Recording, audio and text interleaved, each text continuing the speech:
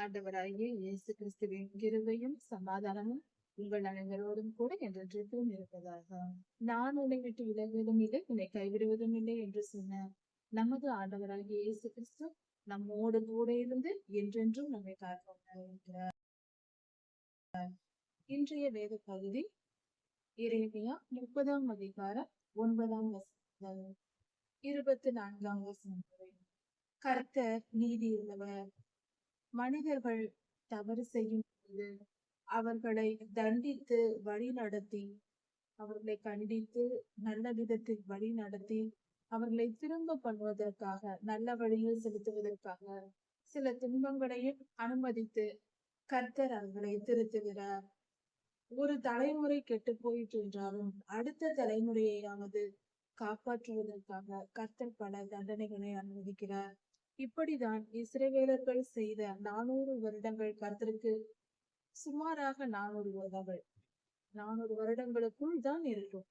அவர்கள் கர்த்தரை விட்டு மனம் திரும்பி, அதாவது பரிசுத்த வாழ்க்கை வாழாமல், கர்த்தருடைய கற்பனைகளையும் கட்டளைகளையும் கை கொண்டு வாழாமல் அவர்கள் பாவம் செய்து வாழ்ந்த அந்த காலத்தை கர்த்தர் கணக்கிட்டு அவர்களுக்கு நியாய தீர்ப்பை கட்டளையிட்டு பாபிலோனுக்கு சிறைப்பட்டு போக பண்ணினார். இப்படியாக கர்த்தர் 70 வருடம் அவர்களை தண்டித்து அதன் பின்பு அடுத்த சந்ததியை கர்த்தர் பரிசுத்தமாக்கி தம்முடைய ஜனமாக இஸ்ரவேலுக்கு மீண்டும் திரும்பி கொண்டு வந்தார். கர்த்தருடைய கோபத்தை நிமித்தம் நீதி வெளிப்படும், அவருடைய அளவற்ற இரக்கமும் கிருபையும் நமக்கு ஆசீர்வாதத்தை கொண்டு வருகிறது. இதை குறித்து இந்த வேத பகுதி நாம் தியானிப்போம். 9ஆம் வசனத்தில் சொல்லப்பட்டிருக்கிறது, ஆண்டவராகிய இயேசு கிறிஸ்துவை குறித்து, என் ஜனங்கள் மனம் திரும்பி மீண்டுமாக இஸ்ரவேலுக்கு வந்து, பாபிலோனிலிருந்து மீண்டுமாக வந்து அவர்கள் என்னை சேவிப்பார்கள், தமது ராஜாவாகிய தாவீதையே சேவிப்பார்கள் என்று தீர்க்க தரிசனமாக எரேமியா சொல்லியிருக்கிறார். அதாவது தாவீதையாவின் காலம் முடிந்து அவர் இறந்து பரலோகம் சென்று விட்டார். அதன் பின்பு நூற்றுக்கணக்கான வருடங்கள் கழித்து எரேமியா சொல்லுகிறார், அவர் தாவீதையே சேவிப்பார். இந்த இடத்தில் தாவீது என்று சொல்லப்படுவது தாவீதின் வம்சத்தில் பிறக்க போகிற ஆண்டவராகிய இயேசு கிறிஸ்துவை குறிப்பிடுகிறது. நமது ஆண்டவரையே அவர்கள் சேவிப்பார்கள். அவர் பிறப்பதற்கு முன்பாக, ஆண்டவராகிய இயேசு கிறிஸ்து பிறப்பதற்கு 400 வருடங்களுக்கு முன்பாக எரேமியா இதை சொல்லுகிறார். ஜனங்கள் திரும்பி வந்து, பாபிலோனிலிருந்து திரும்பி வந்து ஆண்டவராகிய இயேசு கிறிஸ்துவை சேவிப்பார்கள். அதாவது உலகெங்கும் இருக்கிற இஸ்ரவேலர்கள். இப்படி ஒரு ஆசீர்வாதமான காலம் மீண்டும் வரும். கர்த்தருடைய கோபம் நிலைத்திருப்பதில்லை என்று எரேமியா சொல்லுகிறார். ஆகையால் என் தாசனாகிய யாக்கோபே, நீ கலங்காதே, பயப்படாதே என்று சொல்கிறார். தம்முடைய ஜனங்களது ஆண்டவராகிய இயேசு கிறிஸ்துவின் மேல் விசுவாசமாய் இருக்கிற, அவர் மேல் நம்பிக்கை வைத்து அவரையே தலைவராக, ராஜாதி ராஜாவாக, தெய்வமாக, அவர் மேல் அன்பு கூர்ந்து அவரையே நேசித்து அவரை நல்ல நேசராக நினைத்து வாழ்கிற ஜனங்களுக்கு அவர் சொல்கிற வார்த்தை, நீ கலங்காதே, பயப்படாதே என்று சொல்லுகிறார்கள். நாம் கலங்க தேவையில்லை. கர்த்தருடைய ஜனம் பயப்பட தேவையில்லை. அவர் நம்மை கண்களை போல காத்துக் கொள்வார். அந்த ஆறுதலின் வார்த்தைகளை கர்த்தர் நமக்கு கொடுக்கிறார். மனம் திரும்பியவர்களுக்கு அவர் கொடுக்கிற ஆசீர்வாதம் இது. மனம் திரும்பியவர்கள் கலங்கவோ பயப்படவோ தேவையில்லை. அவருடைய முழு பாதுகாப்பு, ரட்சிப்பு என்றால் பாதுகாப்பு, அந்த முழு பாதுகாப்பும் நமக்கு கிடைக்கும். எல்லா விதத்திலும் மனிதர்களிடத்திலிருந்து, பொல்லாத மனிதர்களிடத்திலிருந்து பாதுகாப்பு, பொல்லாத ஆவிகளிடமிருந்து பாதுகாப்பு, இயற்கையிலிருந்து பொல்லாப்பிலிருந்து பாதுகாப்பு, நோய் நொடிகளிலிருந்து பாதுகாப்பு, மரணத்திலிருந்து பாதுகாப்பு, இப்படி பல காரியங்கள். எவ்விதத்திலும் நாம் எந்த முறையிலும் நாம் சேதப்பட்டு விடாதபடிக்கு நம்மை காக்கிறது என்ன இருக்கிறார். நான் உன்னை தூர தேசத்திலிருந்தும் உன் சந்ததியை தூரத்திலிருந்தும் நான் கூட்டி சேர்ப்பேன் என்று கர்த்தர் சொல்லுகிறார்.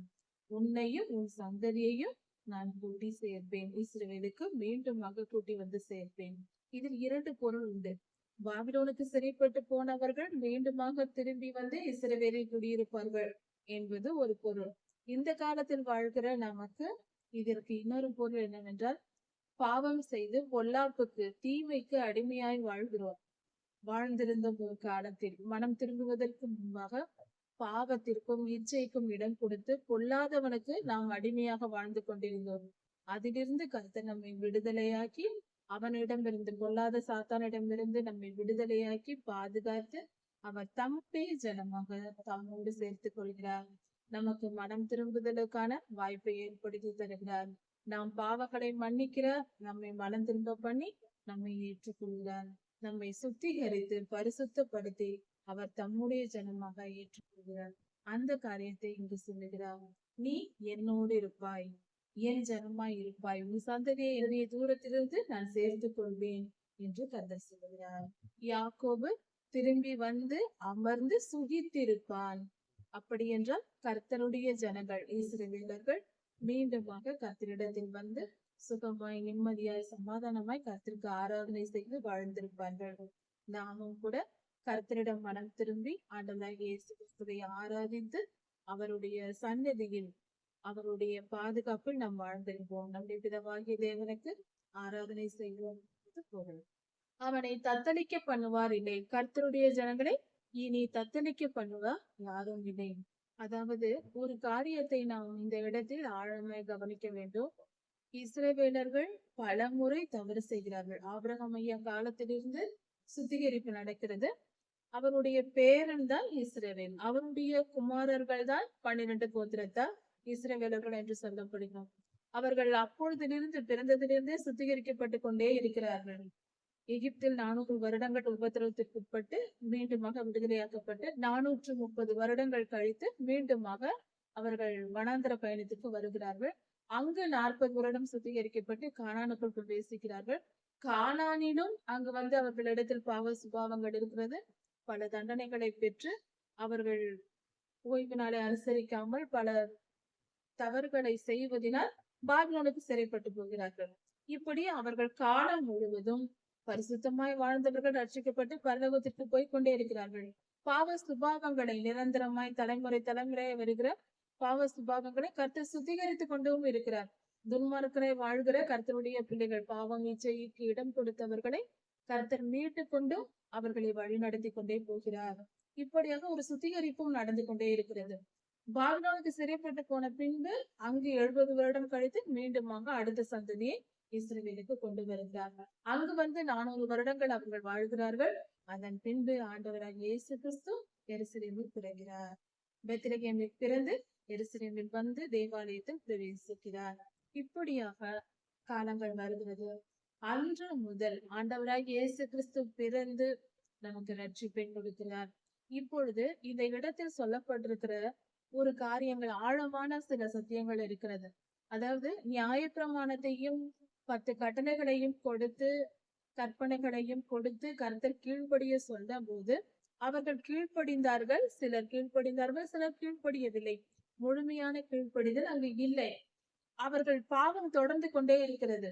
ஆனால் ஆண்டவராகிய இயேசு கிறிஸ்து புது உடன்படிக்கைக்குரிய ஆண்டவராகிய இயேசு கிறிஸ்துவின் ரத்தத்தையும் சரீரத்தையும் எடுத்துக்கொள்கிற நாம் உட்கொள்கிற நாம் ஆண்டவருடைய பிள்ளைகளாய் ரட்சிக்கப்பட்டு அவருடைய ஆவியின்படி நாம் சுத்திகரிக்கப்பட்டு நாம் சரீரத்தின்படி மாம்சத்தையும் ரத்தத்தையும் புசித்து பரிசுத்தமாக்கப்பட்ட கிறிஸ்தவர்கள் எனப்படுகிற நாம் மீண்டும் பாவம் செய்வதில்லை, துன்பத்தை அனுபவிப்பதில்லை.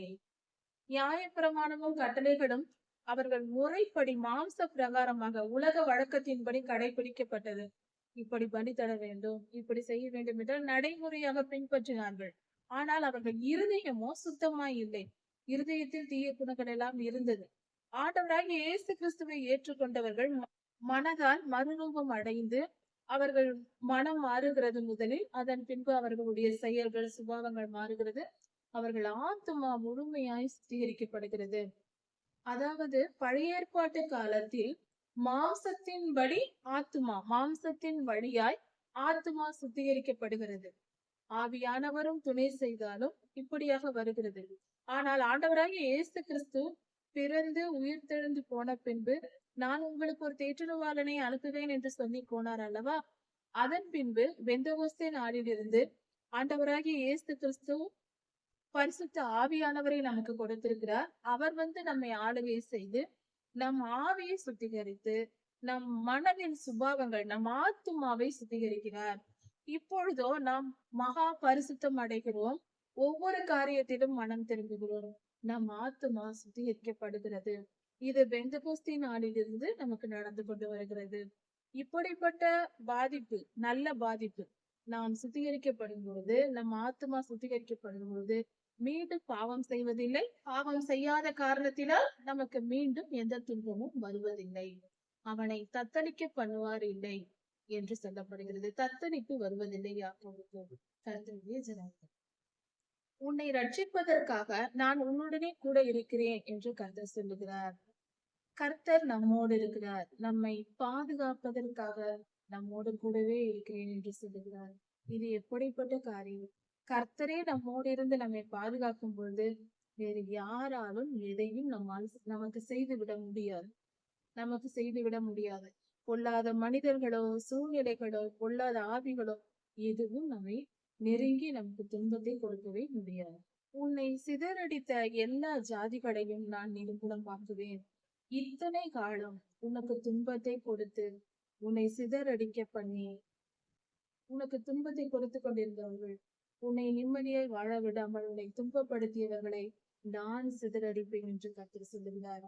நமக்கு துன்பம் கொடுத்திருக்கிறவர்களை பல வருடங்களாக கர்த்தருடைய ஜனங்களாகிய நாம் நீண்ட காலமாக ஏதாவது பொல்லாத மனிதர்களால் துன்பப்பட்டு கொண்டு வேதனையில் இருக்கிறவர்களாக நாம் இருக்கிறோம். தயவு செய்து யோசித்து பார்ப்போம். அப்படிப்பட்ட தீமை வருவதற்கு நம்முடைய பாவ சுபாவங்கள் காரணமாயிருக்கும். நாம் இப்பொழுது பாவம் செய்து கொண்டிருக்கலாம், அல்லது மனம் திரும்பி இருந்தாலும் ஏற்கனவே நாம் அதிக பாவங்களை செய்து கொண்டிருந்திருப்போம். அதனால் அப்படிப்பட்ட ஒரு நிலை வந்திருக்கும். ஆனால் அவர் நம்மை துன்பப்படுத்துகிறவர்கள் நிரந்தரமாய் நம்மை துன்பப்படுத்திக் கொண்டே இருக்க முடியாது. அது குறிப்பிட்ட காலம், நாம் செய்த பாவத்திற்கு ஏற்றபடி கர்த்தர் அனுமதித்த அந்த காலம் வரைக்கும் தான் அவர்கள் நம்மை துன்பப்படுத்தவோ அடிமைப்படுத்தவோ முடியும். அதன் பின்பு கர்த்தர் நமக்கு அவர்கள் செய்த தீமைக்கு ஏற்ற பதிலடி அவருக்கு கொடுப்பார். அவர்கள் துன்பப்படுவார்கள். அவர்களிடத்தில் பழிக்கு பழி கர்த்தர் வாங்குவார். நமக்காக அவர் பரிந்து பேசுகிறவர். நமக்காக அவர் எழும்பி நின்று யுத்தம் செய்கிற தேவனாய் இருக்கிறார். பயப்பட வேண்டாம், கலங்க தேவையில்லை.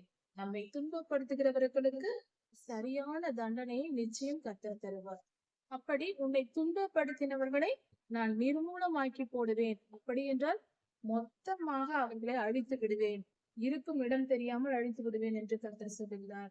அதாவது இது இஸ்ரவேலருக்கு அந்த காலத்தில் தீமை செய்த பாபிலோனியர்களை சொன்னது போல சொல்லப்பட்டிருந்தாலும், தீமைக்கு விரோதமாக கர்த்தர் எழும்பி நின்று யுத்தம் செய்து அதை அழித்து போடுவார் என்ற பொதுவான கருத்தை புரிந்து கொள்ளும். அன்றும் நடந்தது, இன்றும் நடக்கிறது, என்றும் நடக்கும். கர்த்தர் தீயவர்களை விட்டு வைக்க மாட்டார். நமக்கு விரோதமாய் துன்பத்தை கொடுத்து நாம் ஒரு பாவமும் செய்யாதிருக்கும் போது நம்மேல் வீண்படி சுமத்துவது, வீணாய் துன்பப்படுத்துவது போன்ற காரியங்களை செய்கிறவர்களை கர்த்தர் நிச்சயம் தண்டிக்க மாட்டார். அவர்களை அப்படி தண்டிக்கும் பொழுது நம்மிடத்தில் இருக்கிற குற்றங்குறைகளுக்கு ஏற்றதாக நமக்கும் கர்த்தர் நம்மையும் தண்டிப்பேன் என்று சொல்லுகிறார். அவர்கள் உங்களை துன்பப்படுத்தினார்கள், அது நிமித்தம் அவர்கள் துன்பப்படுவார்கள், அவர்களை தண்டிப்பேன். ஆனாலும் உங்களையும் நான் தண்டிப்பேன், ஆனால் மட்டாய் தண்டிப்பேன், நிர்மூலமாக்க மாட்டேன் என்று சொல்கிறார். துன்மார்க்கரை தண்டித்து அழித்து போட்டு விடுவார் மொத்தமாக. ஆனால் கர்த்தருடைய பிள்ளைகளையோ, நாம் கர்த்தருக்கு பயந்துதான் வாழ்கிறோம், ஆனாலும் சில தவறுகள் செய்கிறோம். அப்படிப்பட்ட சூழலில் நாம் செய்கிற அந்த பாவத்தின் நிமித்தம் கர்த்தர் நாம் செய்த காரியங்களுக்காகவும் பாவத்துக்காகவும் தீமைகளுக்காகவும் தண்டிப்பார். ஆனால் மட்டாய் தண்டித்து நம்மை காப்பாற்றி விடுவார், அழித்து போட மாட்டார். கர்த்தருடைய பிள்ளைகளுக்கு எவ்வளவு பெரிய துன்பம் வந்தாலும் சரி, அவர் அழித்து போட மாட்டார். நாம் செய்த அக்கிரமம் எவ்வளவு பெரியதோ அவ்வளவு துன்பத்தை நாம் அனுபவிக்க வேண்டி வரலாம். ஆனால் அதற்கு ஏற்ற நற்பலன்களை, அதாவது ஒரு மனிதன் கர்த்தரை அறியாத பொழுது செய்கிற பாவங்கள் அவனுக்கு மன்னிக்கப்படும். கர்த்தருடைய ஜனமாய் இருந்து கர்த்தருக்கு பிரியமானது இன்னதென்று நமக்கு தெரிந்து நாம் மனம் அறிந்தே செய்கிற பாவங்கள், கர்த்தருடைய பிள்ளைகளாய் இருந்து எது பாவம் எது பரிசுத்தம் என்று தெரியும். தெரிந்தே பாவம் செய்திருப்போம், இச்சை கொண்டிருப்போம், விக்கிரகாராதனை செய்திருப்போம், போகக்கூடாத இடங்களுக்கு போயிருப்போம், செய்யக்கூடாத காரியங்களை செய்திருப்போம், சாப்பிடக்கூடாத உணவுகளை சாப்பிட்டு இருப்போம். இப்படிப்பட்ட காரியங்கள் செய்ததின் நிமித்தம் கர்த்தர் நமக்கு தண்டனை தரலாம். அதாவது விக்கிரகங்களுக்கு படைக்கப்பட்டதை புசித்தல், அப்படிப்பட்ட இடங்களுக்கு போவது, அப்படிப்பட்ட மனிதர்களோடு சேர்ந்து அவர்களுக்காக, நண்பர்களுக்காக, உறவினர்களுக்காக என்று இப்படிப்பட்ட காரியங்களில் நாம் ஈடுபட்டிருந்தால் நிச்சயம் நமக்கு தண்டனை வரும். ஏனென்றால் தெரிந்தே செய்கிறோம். நம்மை அழித்து போட மாட்டார், நம்மை அடித்து மட்டாய் தண்டித்து நாம் செய்த தவறுக்கேற்ற தண்டனை நமக்கு கொடுத்து நாம் மனம் திரும்ப கர்த்தர் வழி நடத்துவார், அடித்து போட மாட்டார். கர்த்தர் என்ன சொல்லிட்டார் இஸ்ரவேலரை குறித்து? உன் புண் கொடிதா இருக்கிறது, உனக்கு புண் உண்டாயிருக்கிறது உன் சரீரத்தில், அது கொடிதாய் இருக்கிறது, அது ஆறாததாய் இருக்கிறது, ஆறாத புண் உனக்குள் இருக்கிறது என்று சொல்லுகிறார். அந்த ஆறாத புண்ணை ஆற்றும்படியாக அதுக்கு மருந்து கொடுப்பவரும் இல்லை, மருத்துவ உதவி செய்கிறவர்களும் இல்லை, அதற்கான மருந்துகளும் உன்னிடத்தில் இல்லை என்று கர்த்தர் சொல்கிறார். இதன் பொருள் என்னவென்றால், ஒரு மனிதனுடைய, அதாவது இஸ்ரவேலர்களின் அக்கிரமம் பெரிதா இருக்கிறது, அவர்கள் மனம் திரும்பவில்லை, ஆறாத புண்ணை போல திருந்தாத மனதை வைத்திருக்கிறார்கள். ஆறாத புண் இருந்தால் அது தினமும் துன்பப்படுத்தி கொண்டே இருக்கும். அது போல தீமையான எண்ணங்கள் அவர்களை விட்டு அகலாமல் நிரந்தரமாய் இருக்கிறது. அது குணப்படுத்துவார் இல்லை, உங்களுக்கு புத்தி சொல்லி திருத்துவார் இல்லை, நீங்கள் திருந்த மாட்டோம் என்று இருக்கிறீர்கள், அதற்கான மருத்துவம் இல்லை என்று கர்த்தர் சொல்கிறார். உன் நேசர் யாவரும் உன்னை மறந்தார்கள். இஸ்ரவேலின் நேசர் என்று சொல்லும் பொழுது அடுத்த இன மக்கள், அடுத்த ராஜாக்கள், அவர்களுக்கு அருகாமையில் அவர்களோடு நட்புறவோடு இருந்த மனிதர்கள், ராஜாக்கள், தேசங்கள் அவர்களோடு உறவாய் இல்லாமல் மறந்து போனார்கள் என்று கர்த்தர் சொல்லுகிறார்கள். உன்னை நேசித்தவர்கள் எல்லாம் உன்னை விட்டு மறந்து போய்விட்டார்கள், அவர்கள் உன்னை தேட மாட்டார்கள். உன் நண்பர்கள், நீ இத்தனை காலம் உன்னை நேசித்தவர்கள் எல்லாம் உன்னை விட்டு மறந்து போனார்கள், உன்னை தேடவும் மாட்டார்கள். உன்னுடைய அக்கிரமம் மிக பெரியதாய் இருக்கிறது. இஸ்ரவேல் தேசத்தை குறித்து, அந்த ஜனங்களை குறித்து கர்த்தர் சொல்லுகிறார். அவர்கள் அக்கிரமம் பெரியதாய் இருப்பதினால், உன் அக்கிரமம் பெரியதாகவும் உன் பாவங்கள் பலத்து போயிருக்கிறது, பலமுடையதாய் மிகவும் வளர்ந்து விட்டது, அதிக பாவத்தை செய்திருக்கிறாய். அப்படி இருப்பதினால் சத்துரு உன்னை வெட்டுவது போல நான் உனக்கு எதிராக வந்து யுத்தம் செய்வேன், கர்த்தர் உன்னை தண்டிப்பேன் என்று சொல்லுகிறார். உன்னுடைய அக்கிரமமும் பாவமும் மிக கொடுமையாய் அதிகமாய் போய்விட்டது, அதனால் உன் எதிரி உன்னை அடிப்பது போல நான் உன்னை அடிப்பேன் என்று கர்த்தர் சொல்லுகிறார். எதிரியே வந்து உன்னை அடித்தால், வெட்டினால் எப்படி வெட்டி கொள்ளுவான், அது போல நான் உன்னை வெட்டுவேன் என்று கர்த்தர் சொல்லுகிறார். கொடியவன் தண்டிக்கும் வண்ணமாக நான் உன்னை தண்டிப்பேன். ஈவு இரக்கமற்ற மனிதன் ஒருவன் இருக்கிறான், அவனிடத்தில் நாம் மாட்டிக்கொண்டால் அவன் நம்மை கொடுமைப்படுத்துகிறான் என்று வைத்துக் கொள்வோம். அவ்வளவாய் கொடுமைப்படுத்துகிறான், கொஞ்சம் கூட ஈவு இரக்கம் இல்லாமல் கொடுமைப்படுத்துவான். அது போல நான் உன்னை தண்டிப்பேன் என்று கர்த்தர் சொல்கிறார். மகா கோபத்தோடும் உக்கரத்தோடும் கர்த்தர் உன்னை தண்டிப்பேன் என்று சொல்லுகிறார். அதனுடைய கர்த்தருடைய தண்டனையின் வீரியம் மிகவும் பெரியதா இருக்கும் என்று சொல்லுகிறது. உன் நொறுக்குதலினாலும் உன்னை நான் நொறுக்குகிறேன், நொறுக்கப்படுகிறாய், அதனாலும் உன் வேதனை மிகவும் பெரியதாய் இருப்பதினால் நீ கூக்குரல் இடுகிறாய், நீ கத்துகிறாய், சத்தம் இடுகிறாய். நீ ஏன் அப்படி செய்கிறாய் என்று கர்த்தர் கேட்கிறார். உன் திரளான பாவங்களின் நிமித்தமும் உன் அக்கிரமங்களின் நிமித்தமே நான் இப்படி செய்தேன், ஏன் கத்துகிறாய் என்று கர்த்தர் கேட்கிறார். நீ செய்த அக்கிரமம், நீ செய்த பாவம் மிகவும் பெரியது, அதனால் நீ வேதனைப்படுகிறாய். எதற்காக இப்பொழுது கூக்குரலிடுகிறாய் என்று கேட்கிறார். நன்றாக இருக்கும் பொழுது பாவம் செய்வது, அதாவது கர்த்தருடைய ஆசீர்வாதத்தை பெற்று வாழும் போது, ஆசீர்வாதத்தை கர்த்தர் கொடுக்கும் பொழுது சந்தோஷமா இருக்கிறோம், சந்தோஷமா இருக்கும் போது பாவம் செய்வது. கர்த்தர் கோபம் கொண்டு நம்மை அடித்தால், நமக்கு ஒரு துன்பம் வந்தால் அப்பொழுது கர்த்தாவே கர்த்தாவே என்று கூக்குரலிடுவது. இது அன்று முதல் இன்று வரை மனித இனத்தின் பழக்கமாய் இருக்கிறது. இது சுபாவமாக மாறிவிட்டது. மனித இனத்தின் சுபாவம் நன்றாய் இருக்கும் போது கர்த்தரை நினைப்பதில்லை, ஆசீர்வாத காலத்தில் கர்த்தரை நினைக்க முடியாது நம்மால். நாம் கொண்டாட்டங்களில் இருப்போம். உறவினர்களோடு கொண்டாட்டம், சபையில் கொண்டாட்டம், எங்கும் கொண்டாட்டம், நண்பர்களோடு கொண்டாட்டம். இப்படி நன்றாக சந்தோஷமா இருந்து கொண்டிருப்போம். துன்பம் என்று வந்து விட்டால் அப்பொழுது கத்துவது, கர்த்தாவே கர்த்தாவே கர்த்தாவே என்று ஜெபித்துக் கொண்டிருப்பது. இது தவறு அல்லவா? எப்பொழுதும் நாம் கர்த்தரை நினைக்க வேண்டும் அல்லவா? நல்ல வாழ்க்கை வாழும் போது ஆசீர்வாத காலத்தில் தான் நாம் அதிக எச்சரிக்கையுடன் இருக்க வேண்டும். நமக்கு உயர்ந்த ஸ்தானத்தில் வரும் பொழுது, நல்ல ஆசீர்வாதங்களை பெறும் பொழுதுதான் மனித மனம் பாவம் செய்வதற்கான வாய்ப்புகள் அதிகமாகிறது. அந்த நேரத்தில் நாம் மிகவும் நிதானமாக நடந்து கொள்ள வேண்டியது மிக மிக அவசியம். அதை புரிந்து கொள்ள வேண்டும். ஆதலால் உன்னை பட்சிக்கிறவர்கள் எல்லாம் பட்சிக்கப்பட்டு போவார்கள். உன்னை விழுங்கி விடுவது போல. பட்சிப்பது என்றால் ஒரு மிருகத்தை கொன்று, சிங்கம் ஒரு மானை பட்சித்தது என்று சொல்வார்கள். இரையாக சாப்பிட்டு விடுவது முழுமையாக. அப்படி உன்னை விழுங்குவது போல, உன்னை சாப்பிடுவது போல, உன்னை அழித்து கொன்று சாப்பிடுவது போல உன்னை துன்பப்படுத்தி கொடுமைப்படுத்தினார்கள் அல்லவா? அவர்கள் என்ன செய்தார்களோ அவர்களும் அதே துன்பத்தை அனுபவிப்பார்கள். உன்னை எந்த அளவுக்கு துன்பப்படுத்தினார்களோ அதே துன்பத்தை நான் அவர்களுக்கு கொடுப்பேன். அவர்களும் அதை அனுபவிப்பார்கள். சரிக்கு சரியாக நியாயம் தீர்ப்பேன் என்று கர்த்தர் சொல்லுகிறார். உன்னை சூறையாடுகிறவர்கள் சூறையாடப்படுவார்கள். உன்னை கொள்ளையடித்து உன் பொருளை எல்லாம் அபகரித்து கொண்டு போகிறார்கள் அல்லவா? அவர்களை நானும் அவர்கள் பொருளை எல்லாம் அபகரித்து விடுவேன். உன்னை என்ன செய்தார்களோ அதையே நான் அவர்களுக்கு செய்வேன் என்று கர்த்தர் சொல்லுகிறார். உன்னை கொள்ளையிடுகிற அனைவரையும் நான் கொள்ளைக்கு ஒப்பு கொடுப்பேன். உன்னை கொள்ளையிட்டுக் கொண்டு போகிறார்களா? அவர்களை நான் கொள்ளையிட செய்வேன். அடுத்தவர்கள் அவர்களை கொள்ளையிடும்படியாக நான் செய்து விடுவேன். பழிக்கு பழி வாங்குவேன். நமக்காக கர்த்தர் நம் எதிரிகளிடத்தில் பழிக்கு பழி வாங்குவேன் என்று சொல்லுகிறார். அவர்கள் உனக்கு ஒரு பெயர் வைத்தார்கள். இஸ்ரவேலின் எதிரிகள் பெயர் வைக்கிறார்கள். அதாவது கர்த்தருடைய ஜனமாகிய நமக்கு நம்முடைய எதிரிகள் பெயர் வைக்கிறார்கள், சொல்லுவார்கள். இன்றும் கூட இதே போன்ற வார்த்தைகளை கர்த்தருடைய பிள்ளைகளை பார்த்து துன்மார்க்கர் பேசுகிறார்கள். என்ன சொல்லுகிறார்கள் என்றால், விசாரிப்பற்ற சீயோன், உன்னை விசாரிக்க யாரும் இல்லாத சீயோன், நீ தள்ளுண்டு போனவள், தள்ளி விடப்பட்டவள், ஒதுக்கி விடப்பட்டவள், உனக்கென்று யாரும் இல்லை, உனக்காக பரிந்து பேசுகிறவர் யாரும் இல்லை, நீ தள்ளிவிடப்பட்டவன் என்ற பெயர் வைக்கிறார்கள்.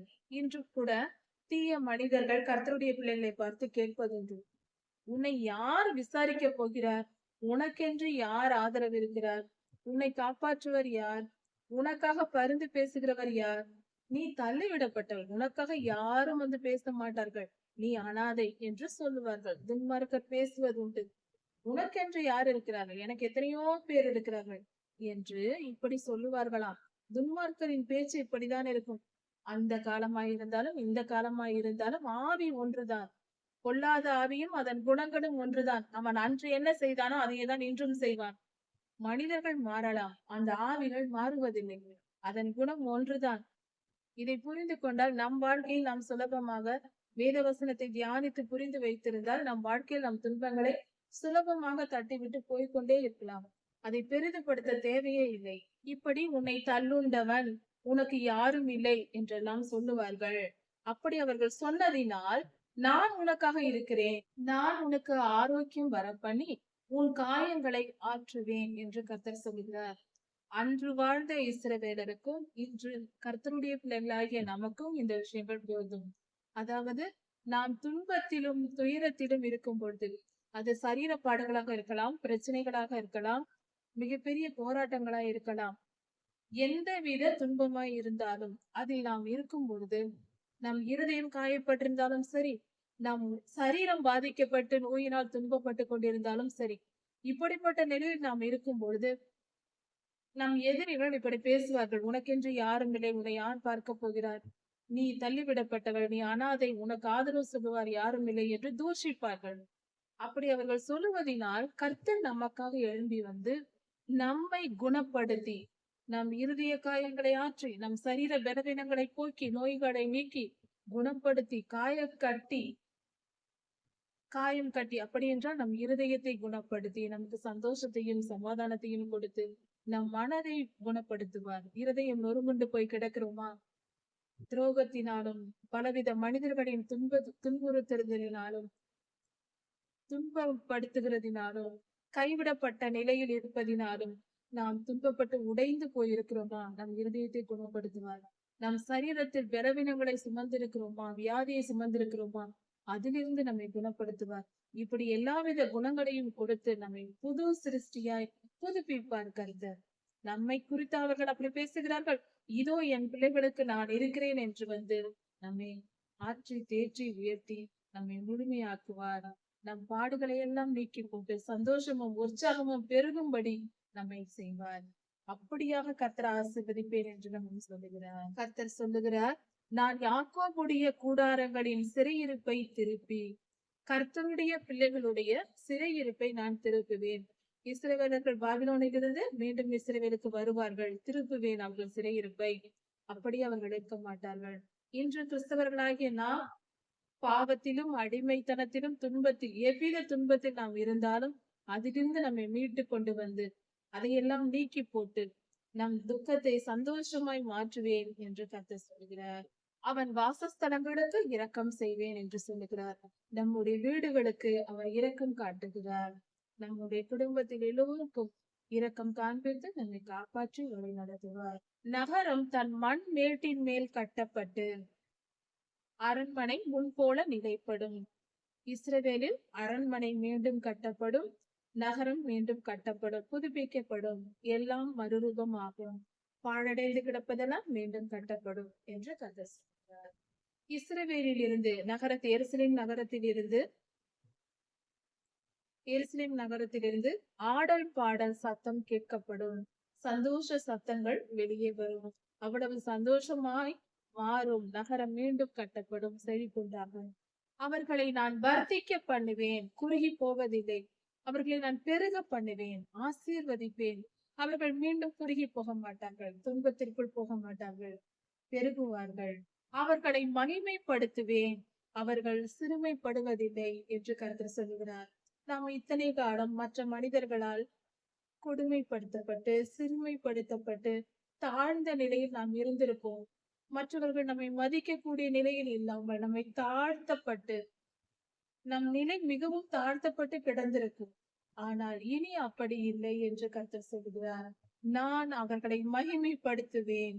நம்மை உயர்த்தி வைத்து அழகு பார்ப்பார் கர்த்தர். நம் வாழ்க்கை உயரும். சமுதாயமும் மற்றவர்களும் பாராட்டும்படி நம்மை உயர்த்தி வைத்து பார்ப்பார். அவர்கள் சிறுமைப்படுவதில்லை. நம்மை கர்த்தர் உயர்ந்த ஸ்தானத்தில் ஒரு குடும்பத்திலும் ஒரு சமுதாயத்திலும் திருச்சபையிலும் எங்கிருந்தால் நம்மை உயர்த்தி வைத்து உயர்வு நமக்கு கிடைக்கும். பலர் மதிக்கும்படியாக, பலர் நம்மை போற்றும்படியாக வருவார்கள். புகழ்ந்து பேசுவதற்கு பலர் வருவார்கள். அந்த அளவுக்கு நம்மை உயர்த்தி வைத்து அழகு பார்ப்பார் நம் ஆண்டவர். அவர்கள் பிள்ளைகள் முன்போல் இருப்பார்கள். அந்த காலத்தில் இஸ்ரவேலில் இருந்தது போல, சிறைப்பிடிக்கப்பட்டு போவதற்கு முன்பாக இருந்தது போல அவர்கள் பிள்ளைகள் இருப்பார்கள். அவர்களுடைய சபை எனக்கு முன்பாக திடப்படும், சபை கட்டப்படும், பெருகும்.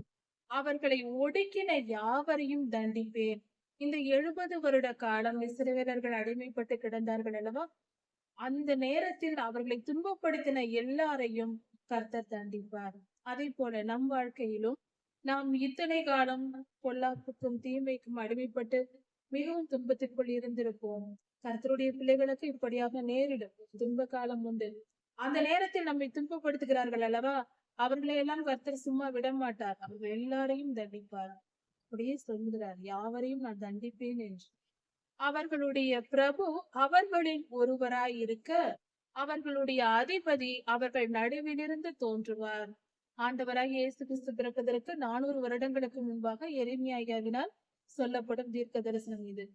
பிரபு என்றாலும் அதிபதி என்றாலும் ஆண்டவராகிய இயேசு கிறிஸ்துவை குறிக்கிறது. நம் நடுவில் இருந்து, அதாவது மனித குழந்தையாக ஆண்டவராகிய இயேசு கிறிஸ்து பிறக்க போகிறார் என்ற தீர்க்க தரிசன வார்த்தை இது. இந்த வசனங்கள் முழுவதும் ஆண்டவராகிய இயேசு கிறிஸ்துவின் பிறப்பை குறித்தும் அவருடைய ரட்சிப்பை குறித்துமே நமக்கு சொல்லுகிறது. அவரால் தான் நாம் முழுமையாய் ரட்சிக்கப்பட்டு சந்தோஷமான காலங்களுக்கு பிரவேசிக்க நிம்மதியான வாழ்க்கையை அனுபவிக்க போகிறோம் என்று வேதம் சொல்லுகிறது. அவரை சமீபித்து வர பண்ணுவேன். அவர் சமீபித்து வருவார். நான் உங்கள் அருகே அவரை வர பண்ணுவேன். நானே அனுப்புவேன் என்று கர்த்தர் சொல்கிறார். பிதாவாகிய தேவன் சொல்லுகிறார், என்னுடைய குமாரனை உங்களிடத்தில் அனுப்புவேன். அவர் வருவார் என்று. இதான் அதன் பொருள். என்னிடத்தில் சேரும்படி தன் இருதயத்தை பிணைப்படுத்துகிற இவர் யார்? அதாவது ஆண்டவராகிய இயேசு கிறிஸ்து பிணைப்படுத்துகிறார். அப்படி என்றால் நமக்காக அவர் கர்த்தரிடத்தில், பிதாவாகிய தேவனிடத்தில் பரிந்து பேசுகிறார். சுவாமி, என்னுடையவர்கள். ஆண்டவராகிய இயேசு கிறிஸ்து அவர் ரத்தம் சிந்தி அவர் ஜீவனை தந்து நம்மை மீட்டுக் கொண்டு நம்மை பிள்ளைகளாக கொண்டார். நாம் எல்லாம் அவருக்கு சொத்தா இருக்கிறோம். இவர்களுக்காக நான் ரத்தம் சிந்தினேன் அல்லவா? இவர்களுக்காக நான் ஜீவனை கொடுத்திருக்கிறேன், பாட அனுபவித்திருக்கிறேன். ஆண்டவராகிய இயேசு கிறிஸ்து சொல்லுகிறார் பிதாவாகிய தேவனிடத்தில், எனக்காக இவர்கள் பாவங்களை மன்னியும் என்று. ஆண்டவராகிய இயேசு கிறிஸ்து சிலுவையில் பாட அனுபவித்து தம்மை ஒப்பு கொடுத்து பலியானதினால் அவர் நிமித்தம் நாம் பாதுகாக்கப்படுகிறோம், ரட்சிக்கப்படுகிறோம். நம் பாவங்கள் மன்னிக்கப்பட்டு விடுதலையாக்கப்பட்டு பரிசுத்தமாக்கப்பட்டு பரலோகம் செல்லும் பாக்கியத்தை பெறுகிறோம். அப்படியானால் ஆண்டவராகிய இயேசு கிறிஸ்து நமக்காக பிணைப்படுகிறார். பிணைப்படுதல் என்றால், ஒரு பேங்கில் லோன் வாங்க வேண்டும் என்றால் நான் போய் நேராக லோன் கேட்டால் கொடுக்க மாட்டார்கள். அங்கு அக்கவுண்ட் வைத்திருக்கிறவர்கள், கணக்கு வைத்திருப்பவர்கள் யாராவது பரிந்து பேசி இவர்களுக்காக கடன் கொடுங்கள், நாங்கள் உத்தரவாதம் செய்கிறோம் என்று உத்தரவாதம் கொடுக்கும் பொழுது நமக்கு அந்த கடனை கொடுப்பார்கள். அதைதான் பிணைப்படுதல் என்று சொல்கிறோம்.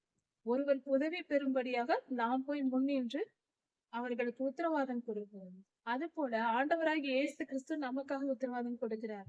இவர்கள் என்னுடையவர்கள், பிதாவாகிய தேவனிடத்தில் கேட்கிறார். இவர்கள் என்னுடையவர்கள், எனக்காக இவர்களை மன்னித்து ஏற்றுக்கொள்ளும் என்று. அப்பொழுது பிதாவாகிய தேவன் மனுஷகுமாரன் நிமித்தம், அவர் நிமித்தம் நம்மை மீட்டுக் கொள்கிறார், நம் பாவங்களை மன்னிக்கிறார். நீங்கள் என் ஜனமாய் இருப்பீர்கள், நானும் தேவனாய் இருப்பேன். ஆண்டவராகிய இயேசு கிறிஸ்து வந்து நம்மை பிதாவாகிய தேவனிடத்தில் ஒப்புரவாக்குகிறார்.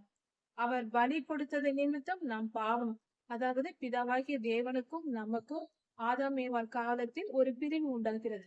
அவர்கள் பாவத்தின் நிமித்தம், பாவம் செய்தது நிமித்தம் நேரடியாக பிதாவாகிய தேவனை சந்திக்கவும் அவரும் நாமும் ஒன்றாய் இருக்கவும் முடியாதபடி பாவ சுவர் குறுக்கே வந்துவிட்டது.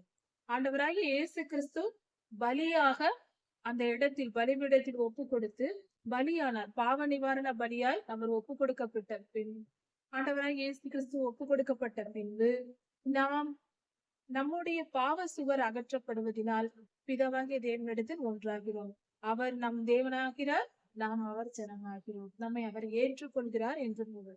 இதோ கோராவாரி காற்றாகிய பெரும் காற்று எழும்பி துன்மார்க்கருடைய தலையில் மோதி அடிக்கும், தீயவர்களை அழிக்கும். பரிசுத்த ஆவியானவர் இறங்கி தீமையை அழித்து போடுவார் என்று இதன் வார்த்தை பொருள். பெருங்காற்று எழும்பி மிகப்பெரிய கர்த்தருடைய வல்லமை இறங்கி, மிகப்பெரிய அளவில் இறங்கி தீமையை எல்லாம் அழித்து பூமியை சுத்திகரிப்பார். கர்த்தர் பரிசுத்த ஆவியானவரே இந்த காரியங்களை செய்வார். பரிசுத்த ஆவியின் அபிஷேகம் பூமியில் பெரிய அளவில் இறங்கி வரப்போகிறது என்று பொருள். பெந்தெகோஸ்தே நாளில் பரிசுத்த ஆவியானவர் பூமியில் இறங்கியதை இந்த காரியம் குறிப்பிடுகிறது என்றும் சொல்லலாம். இதற்கு அந்த பொருளும் சொல்லலாம். பரிசுத்த ஆவியானவர் அப்பொழுதிலிருந்து இன்று வரை நம்மோடு செயல்பட்டு கொண்டிருக்கிறார். கர்த்தர் தம்முடைய இருதயத்தின் நினைவுகளை நிறைவேற்றி முடிக்கும் வரைக்கும் அவருடைய கோபம் தனியாது, கோபம் போகாது. கடைசி நாட்களில் அதை உணர்ந்து கொள்வீர்கள். கடைசி நாட்களில் தான் நமக்கு புரிய போகிறது. அதாவது கர்த்தருடைய செயல்கள் எல்லாம் நிறைவேற்றி முடிக்க வேண்டும். அவருடைய நினைவுகள் நிறைவேற்றி முடித்தால்தான் அவர் கோபம் முடியும். அப்படி என்றால் அவர் கோபம் தீரும் அளவுக்கு இந்த பூமிக்கு தண்டனை உண்டு. பூமியில் இருக்கிற சகல சிருஷ்டிப்புகளும் மனிதர்கள் மட்டுமல்ல, எல்லாம் துன்பத்தை அனுபவித்து முடிக்கும். கடைசி நாட்களில் இப்படி மிகப்பெரிய துன்ப காலங்கள், மகா உபத்திரவ காலத்தை குறித்து இங்கு சொல்லப்படுது. இப்படி ஒரு காலம் வரும். அதனால் நாம் எப்பொழுதும் மனம் திரும்பி கர்த்தருக்கு பயந்து கீழ்ப்படிந்து கர்த்தருடைய வருகைக்கு நாம் ஆயத்தப்படுவோம். கர்த்தருடைய வருகை மிக சமீபமாயிருக்கிறது. ஆண்டவராகிய இயேசு கிறிஸ்துவின் வருகைக்கு ஆயத்தப்படுவோம், பரிசுத்தமாவோம். இவ்வுலக வாழ்க்கையின் இச்சைகளை விட்டு மனதை இந்த உலகத்தின் காரியங்களில் இருந்து எடுத்து பல்லவத்தின் மேல் வைத்து பரிசுத்தம் அடைந்து கர்த்தருடைய ராஜ்யத்துக்கு போய் சேர தகுதி அடையும். ஆயத்தமாகுதல் என்றால் அதுதான். அப்படி செய்வோம். கர்த்தர்களை ஆசீர்வதிப்பாராக. மாறாக